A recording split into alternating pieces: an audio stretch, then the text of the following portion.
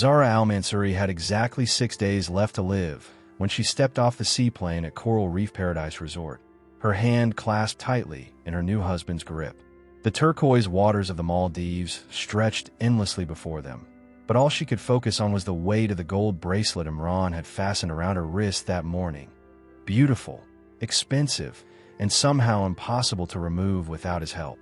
If you're fascinated by stories where perfect facades hide deadly secrets, and how paradise can become a prison, make sure to subscribe and join the channel for more shocking true crime stories that reveal the darkness behind the glamour. But let's go back to 3 months earlier when Zara first met Imran Sheikh at her cousin's engagement party in Dubai, and their whirlwind romance began racing toward a honeymoon that would end in tragedy. December 15th, 2023.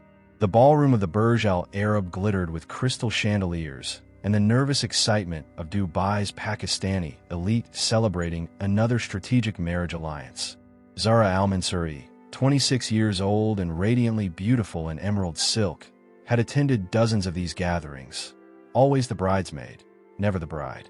As a pediatric nurse at Dubai's premier children's hospital, she was respected but still single, a source of growing anxiety for her traditional family. Imran Sheikh commanded attention the moment he entered the reception. At 38, he moved through the crowd with the confidence of a man who had built a real estate empire from nothing. His Armani suit perfectly tailored, his smile practiced from years of closing million-dollar deals.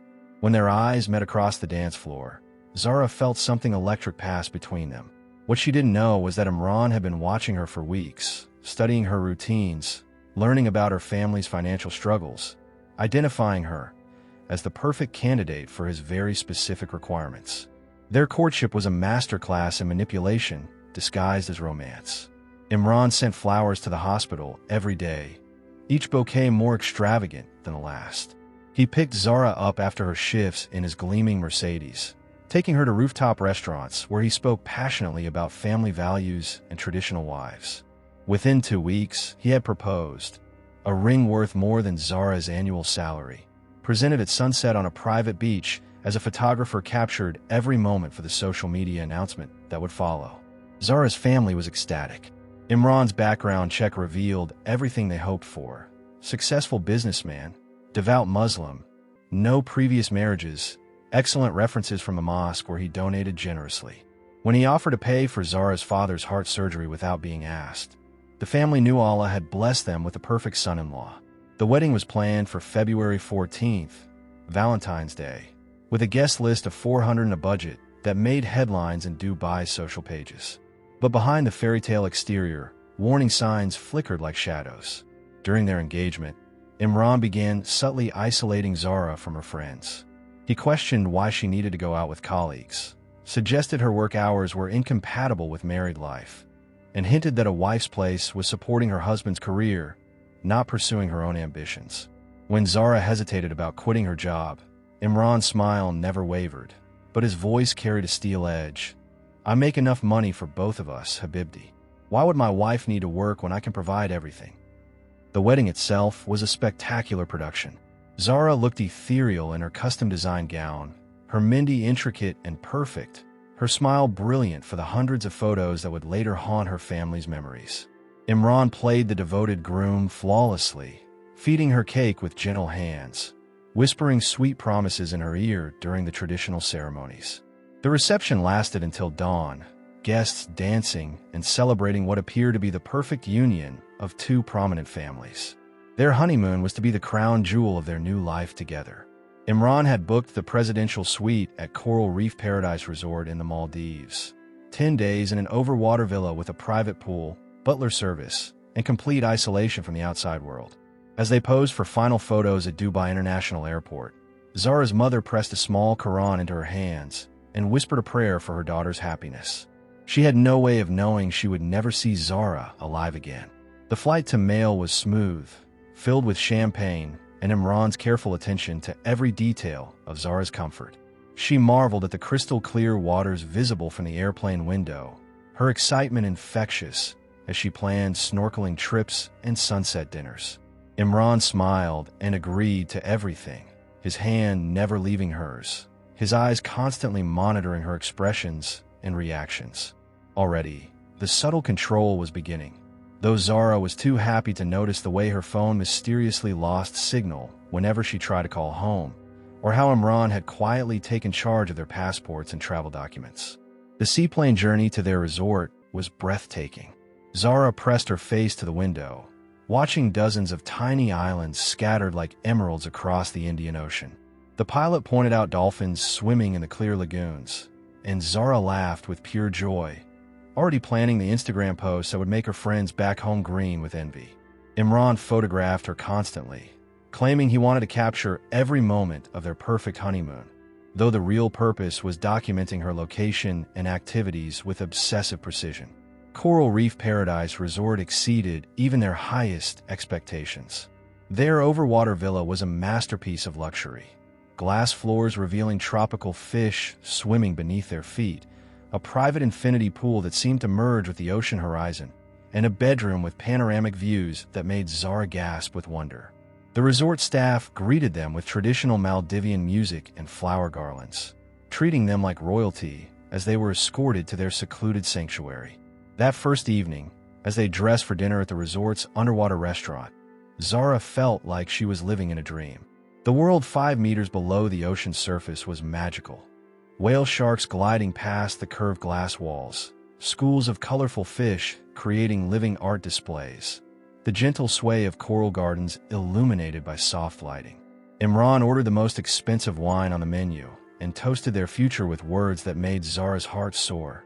To my beautiful wife, and to a lifetime of adventures together. But even in paradise, shadows were already forming. When Zara excused herself to call her parents from their villa later that night, she found her phone completely dead, despite being fully charged that morning. Imran explained that the salt air sometimes affected electronics, offering to let her use his phone instead, though somehow the call failed to connect, and by the time he suggested trying again later, Zara had become distracted by the spectacular view of bioluminescent plankton glowing in the dark water around their deck. Sleep came easily that first night, exhaustion from travel combining with the gentle sound of waves lapping beneath their villa. But Zara's dreams were restless, filled with images of locked doors and missing keys, though she couldn't remember why these symbols felt important when she woke to sunshine streaming through the bedroom's glass ceiling and Imran's arms wrapped possessively around her waist. The second day began perfectly, with breakfast served on their private deck by smiling staff who seemed genuinely delighted by the newlyweds' happiness. Zara wore a flowing sundress that Imran had chosen for her, its modest cut meeting his approval while still flattering her figure. They spent the morning snorkeling in the resort's protected lagoon, Imran holding her hand underwater as they explored coral gardens teeming with tropical fish. His underwater camera captured hundreds of photos, though Zara noticed he seemed more focused on documenting her than enjoying the marine life they had traveled so far to see. Lunch was served in their villa, a feast of fresh seafood and tropical fruits that Zara barely touched despite the chef's obvious pride in the presentation. She felt oddly on edge, unable to shake the feeling that something was wrong despite the paradise surrounding them. When she mentioned wanting to join the resort's dolphin watching excursion that afternoon, Imran's expression darkened almost imperceptibly before he smiled and suggested they spend quiet time together instead. "We have the rest of our lives to see dolphins, Habibi," he said, his fingers tightening on her wrist. "But we only have this honeymoon to focus on each other." That afternoon, as they lounged by their private pool, Zara attempted again to contact her family. This time, Imran was openly watching as she tried her phone, his explanation about poor cell tower coverage sounding reasonable even as something deep in Zara's mind whispered warnings she wasn't yet ready to hear. When the resort manager stopped by to check on their satisfaction with the accommodations, Zara started to mention the communication problems, but Imran smoothly interrupted, praising the staff's attention to detail and discretion in giving them complete privacy. The evening brought their first real argument, though it started small enough. Zara wanted to try the resort's sunset sailing trip, but Imran insisted they weren't properly prepared for such an excursion. His voice remained calm and reasonable, but Zara caught something cold in his eyes when she persisted, a flash of anger that disappeared so quickly she wondered if she had imagined it. Eventually, she agreed to his alternative, a private dinner on the beach prepared by the resort's executive chef. but the compromise felt like a defeat in ways she couldn't fully understand. As they walked barefoot along the pristine sand that evening, with the Indian Ocean painting the sky in shades of orange and pink, Zara should have felt like the luckiest woman alive. Instead, she found herself studying her husband's profile in the dying light. Searching for clues to the stranger she was beginning to glimpse beneath his perfect exterior. When he caught her looking, his smile was as beautiful as ever, but now she noticed how it never quite reached his eyes, how his hand on hers felt more like a restraint than a caress. The third day would bring new revelations about the man she had married, and Zara would begin to understand that paradise could become a prison when there was nowhere left to run. Zara awoke to pale blue light slipping beneath the villa curtains, her head foggy from a night of restless dreams. Imran was not beside her. A moment of unease gripped her until she heard him moving outside, his voice muffled and insistent as he spoke on the phone in rapid Urdu. By the time she sat up, arranging the silk robe over her shoulders, the call was over and Imran was back in the room, placing a hand on her back a little too heavily, promising a day of nothing but happiness. After breakfast on the deck, Imran insisted they skip the group snorkeling trip Zara had wanted. Too many tourists. I want you to myself, princess, he said, eyes cold even as he smiled. Zara acquiesced. They spent the morning alone. Imran lounging by the plunge pool, Zara quietly scrolling through old texts from friends back home, lingering over photos from before she married. Try to remember how she used to feel before every decision required permission. She noticed, not for the first time, that her phone's signal vanished unexpectedly, just as she tried to send her mother a quick message. Wi-Fi on the islands is useless, Imran explained, taking her phone to try to fix it before locking it in the villa's desk drawer. He offered her a glass of juice and suggested a couple's massage, but the tone was not one of generous invitation. It felt like a command. When two resort staff entered to clean, Zara's heart lifted. She laughed with them in stilted English about the rain. But Imran's presence curled at her shoulder, guiding her out as he complimented her beauty for their benefit, never letting her out of reach. The afternoon sun beat down fiercely, but rain gathered at the horizon. Imran napped, leaving Zara free to wander the villa. She looked out at the ocean, the endless drink of turquoise and blue, and felt a sudden, desperate urge to escape, just to walk in the sand, to breathe freely for a moment. She slipped on sandals and crept outside, careful not to wake Imran. At the reception bungalow, she asked to make a phone call. The receptionist smiled apologetically, reporting a technical problem with, strangely, only Zara's villa line. We can try again later, madam. Returning to the villa, she found Imran awake and waiting, his face tight. Where did you go? He asked, voice soft but edged. Zara tried to smile, to say she just wanted to see the ocean up close. But Imran's expression didn't thaw. He wrapped her in an embrace that looked tender but left her feeling small. You must tell me before leaving.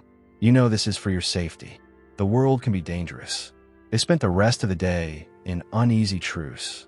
Zara swam in the pool, careful to stay close to the villa. Imran watched, eyes cool and evaluating, never joining her in the water. Dinner was delivered to their deck under the streaked sky. Imran poured expensive wine, made a toast to their future, and wrapped an arm around Zara's waist, too tight, as if to remind himself she belonged only to him. At dusk, Imran presented her with another gift, a gold necklace, his mother's blessing. It glistened at her throat, beautiful and oppressive at once.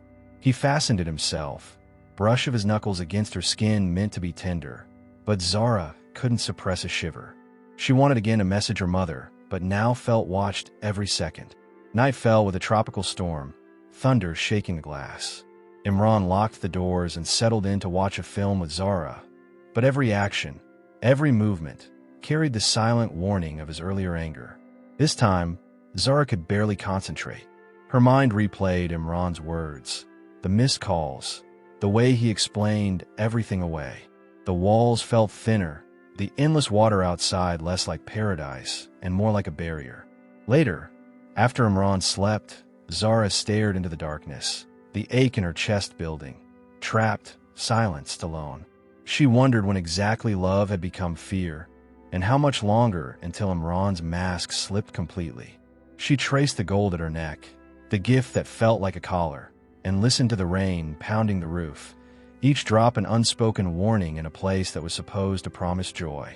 The Maldives were meant to be the beginning of her forever. But as her heart pounded in the quiet blackness, Zara began to suspect she might never make it home. The morning sun burned across the endless blue, but inside their overwater villa, Zara and Imran seemed cut off from any world but each other's. And for Zara, that world had shrunk. She woke to the faint sound of her husband's voice, low and accusatory, as he paced the balcony muttering in Urdu. When he returned, his smile was too quick, the apology for talking business feeling thin. He fussed over her, offering fresh fruit and praising her beauty, but anything Zara suggested, dolphin cruise, yoga on the beach, even calling home, was batted away with a different excuse. "We have everything we need right here. Don't you trust me?" he asked, tone gentle but eyes steady, daring her to disagree. Breakfast came and went. Zara sat quietly, scrolling old texts from friends under the table, while Imran flipped through Instagram, eyes sharp for any new comment on their honeymoon posts. Her phone, once her connection to home, had become a dead weight. The Wi-Fi never worked in their villa, and Imran's explanations, "Let me fix it, Habibti," followed by her phone disappearing for hours, left her feeling strangely numb, unsure when she'd stop believing him. By mid-morning, the ordinary rhythms of vacation had faded. Imran suggested another couple's massage, the only time staff were allowed in the villa, and Zara agreed, her body tense under the therapist's touch, mind whirring with plans for a private word with the receptionist. When Imran left to fetch towels, she whispered her room number, but the therapist only smiled. "All requests go through your husband, madam." Zara felt her stomach drop, realization settling in. Even kindness here was filtered through his control. That afternoon, Imran suggested an excursion, but changed his mind when Zara asked to invite other guests. "Why do you need anyone else?" he snapped. "A wife's loyalty is to her husband." His arm slid possessively around her, grip a little too tight. "We're in paradise, aren't we?" Later, Zara tried to slip away to the main lobby. She lingered by the infinity pool, watching as couples snapped photos and staff guided honeymooners to private dinners. A young staff member approached. "May I help?" And Zara mustered her best smile. "Just some air." Imran reappeared almost instantly. "You wandered off," he scolded quietly as they walked back. "Do you want people to think something's wrong?" Over dinner on their secluded deck, silence spread. When Zara finally suggested calling her mother just to say goodnight, Imran laughed. Light at first, then cold. "You're not a child anymore." He poured her a glass of wine, filling it again before she'd finished the first. That night, a storm battered the resort. Zara lay awake, thunder echoing her heart's relentless pulse. Hours later, she crept to the bathroom, running water to muffle the sound, and fumbled her phone from its new place under the mattress. Still no service. She recorded a whisper, "I miss you, Mama." "I'm okay," though she no longer knew if it was true. Imran watched her in the morning, his eyes red, and handed her the phone with a smile. "I fixed it. For you. You see, I take care of everything." The line, somehow both loving and threatening, froze Zara. She wondered when, exactly, the boundaries between romance and possession had dissolved, when the soft wash of the ocean outside began to sound like a warning. The rest of that day played out in nervous quiet. Every suggestion, from lunch on the main island to a spa class with other guests, met resistance. Zara began noting the pattern. Each request for freedom brought a new kindness, a gift, or an apology that felt more like a test. She remembered the words her mother had once spoken. "If he is too good one day and too harsh the next, be careful. It's the storm that never truly passes." That storm, she realized with a jolt, had followed her all the way to paradise. That evening, Imran insisted on no distractions, locking the villa door and turning off the lights. He kissed Zara's forehead, then clung to her, voice breaking. "I just want you to love me the way I love you." Zara nodded, feigning calm, every muscle strained to keep the peace. Yet by midnight, the illusion cracked. Imran noticed a wet towel on the bathroom floor, accusing her of trying to hide something. His words grew sharper. "What messages are you sending? Who are you talking to?" Zara denied everything as gently as she could, her heart thudding, mind racing through every escape route. She lay in the dark, feeling the gold necklace heavy at her throat, replaying every moment from the past week, the gifts, the control, the slow closing of every exit. Tears spilled silently. For the first time, the word danger replaced honeymoon in her mind. Beyond the villa, lightning shattered the horizon, and rain hammered the glass. In a paradise built for dreams, Zara lay next to her husband and listened to the surf, counting the hours and praying she'd somehow find a way out. The sun rose across the Maldives with shimmering gold, but inside the coral reef paradise villa, shadows had overtaken every corner of Zara and Imran's world. What had begun as a honeymoon was now a waking nightmare, the illusion of paradise shattered by mounting tension and fear. Zara's days started with a weight of dread. She awoke to Imran's restless pacing, his voice clipped and sharp even in moments meant for tenderness. Breakfast was no longer a celebration, but an interrogation. Imran scrutinized every bite she took, his gaze a constant assessment. "You're not eating enough," he'd warn, hand gripping hers just tightly enough to keep her silent. As the morning faded, Zara gathered her courage to ask about joining the snorkeling group from the resort. Imran's response was immediate and final. "We're not here for others." Excursions were abruptly canceled, and staff visits became tightly controlled. Zara's phone was locked away, for security, though she was never allowed to forget it beyond Imran's sight. She tried to call home on resort lines, only to hear technical problems or gentle refusals from staff clearly aware of the unspoken danger. The hours blurred together, marked only by small acts of control. Imran would insist on choosing her clothes. Long, modest dresses that photographed well but left Zara feeling invisible.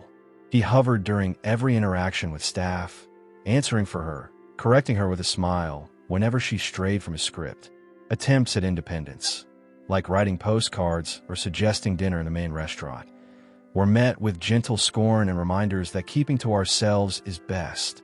By afternoon, a storm loomed on the horizon, the sky mirroring Zara's growing sense of suffocation. Imran's mood fluctuated unpredictably, lavish gift-giving one moment, hostile suspicion the next. If Zara lingered outside alone for even a few minutes, he demanded explanations. "Why did you leave me? Don't you trust me?" she heard, over and over. Dinner that night became the turning point. A spilled glass of wine unraveled what little calm remained. Imran's temper snapped with a violence that echoed through the villa's bamboo walls. Accusations flew. He accused Zara of disrespect, of talking back, of betraying the vows of a good wife. His face twisted in angry desperation, veins bulging in his neck, as Zara shrank back, her trembling voice pleading for quiet. The argument spiraled, objects thrown, angry words layered over muffled sobs, threats that no longer even pretended to mask themselves as concern. Zara tried to retreat, desperate for safety in the bathroom, but Imran barred her way, gripping her wrists so tightly she winced in pain. The man she had married, charming, attentive, protective, was gone, replaced by a figure consumed with rage and control. The first strike was quick, a slap that sent Zara reeling against the bedroom wall. But the blows kept coming, awkward, brutal, the sound of flesh and bone muffled by the howling wind outside. Zara's strangled cries were lost to the storm. In a final attempt to defend herself, she pleaded with Imran to stop, her voice hoarse, but the violence was relentless. The villa, once a symbol of love, became a cage of shattering glass and desperate gasps. Outside, a housekeeper lingered in the hallway, nerves stretched by the raised voices and sudden crash. But protocol and fear, and the unspoken complicity of luxury, kept her from intervening. It was only the next morning, finding the doors locked and the villa silent, that staff finally forced their way inside. What they found would haunt even the most seasoned workers. Zara's lifeless body, bruised and broken near the bathroom, the floor stained dark and terrible. Imran stood on the balcony, shirtless and blank-eyed, his hands covered in blood and shaking as he uttered his only defense. She wouldn't listen. She wouldn't stop. Police arrived quickly. International headlines exploded as news of the murder reached Dubai, Karachi, and beyond. Imran confessed with chilling calm. "No one disrespects me." Charges were filed swiftly. Zara's family learned the terrible truth through a stranger's call, their happiness annihilated by the nightmare that unfolded so far from home. The resort, once the scene of so many dreams, was left with a scar no amount of luxury could erase. A solitary overwater villa that became a monument to how paradise can turn fatal when love becomes control and silence becomes complicity. The days that followed the murder at Coral Reef Paradise Resort unraveled in a whirlwind of sirens, press conferences, and broken hearts that stretched from the perfect turquoise of the Indian Ocean all the way to Dubai and Karachi. Within hours of the staff's discovery, Maldivian police cordoned off the villa, their flashing lights slicing through the calm dawn. The crime scene became a magnet for resort guests in hushed disbelief. Imran Sheikh was arrested without resistance, blood still crusted beneath his fingernails, his statement chilling in its detachment. "I warned her. She didn't listen." Every man must have respect in his own home. Zara's body was flown home, her parents shattered by grief and hounded by reporters. Images of her in wedding finery, smiling with hope, cycled endlessly across social media and news broadcasts. Hashtags, #Justice for Zara, #Honeymoon Horror, spread through South Asian and Middle Eastern communities. Women's organizations across Dubai and Karachi held vigils. Protests outside the Dubai consulate called for stricter protections against domestic violence, no matter how wealthy or powerful the perpetrator. The Maldivian investigation moved rapidly, the high-profile nature of the case pushing local authorities to act decisively. Hotel staff, still shaken, gave evidence of Imran's escalating possessiveness, his refusal to let Zara speak with them alone, and the couple's nightly arguments growing louder with each passing day. Security footage confirmed Zara's repeated attempts to reach the lobby and call her family, only to be intercepted each time by her husband. Imran's trial began under intense media scrutiny. He was charged with aggravated murder and false imprisonment, his family hiring prominent defense attorneys from Dubai who tried to paint Zara as unstable and Imran as provoked. But the weight of evidence was overwhelming. Medical records showing defensive wounds on Zara's arms, messages she'd hidden in drafts on her phone describing her growing fear, and eyewitness testimony from staff corroborating her final days. The jury found Imran guilty in record time. He was sentenced to life in prison, his fortune and reputation obliterated. Zara's funeral in Karachi drew hundreds, some family, others strangers who saw their own sisters or daughters in her fate. Prayers rose over her grave, mingling anger, sorrow, and a defiant hope that telling her story might protect others. The Coral Reef Paradise Resort underwent a reckoning of its own. Management launched new protocols, mandatory welfare checks for do not disturb rooms, discreet safe words for guests, and annual staff training on warning signs of domestic abuse. Policies quickly adopted by other resorts across the Maldives and Southeast Asia. Months later, journalists revisited the case in long-form podcasts and documentaries, each retelling exposing another flaw in the honeymoon fantasy. Psychologists discussed the dangers of isolation and facade in destination weddings. Lawmakers debated reforms for spousal protection abroad. Zara's mother spoke, her voice trembling, to a packed auditorium. "My daughter is not just a headline. She is a warning we must all hear." What was supposed to be a paradise transformed into an inescapable nightmare. Zara's story endured as a testament to the truth. No amount of luxury, distance, or tradition can silence the warning signs of abuse. Her death became a catalyst, forcing resorts, families, and entire nations to face the question none wanted to ask: how many more Zaras will it take before love and protection are never used as weapons? And so, as the sun fell beyond the Maldivian horizon, the world moved on. But for every person touched by Zara's story, paradise would never again seem quite so safe or so silent.